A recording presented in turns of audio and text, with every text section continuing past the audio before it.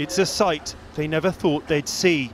Travelling out of Africa for the first time in their lives, these two Somali athletes have come to the Olympics against all the odds.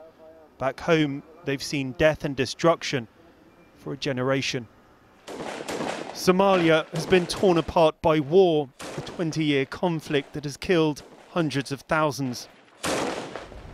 Throughout the fighting, Zamzam Farah and Mohammed have kept running, training on the road of death, the scene of suicide bombings and murders.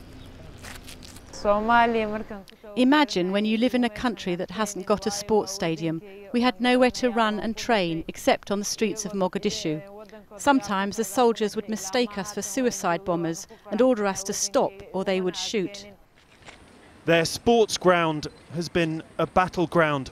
Public executions have disrupted their training. At home is Zamzam's proud mother. She's hoping her daughter can unite the country through sport. Arriving at Heathrow, these two athletes carry the hopes of a nation that could at long last be heading for peace. My country is a good country, and no, I don't feel that my country is a destroyed country.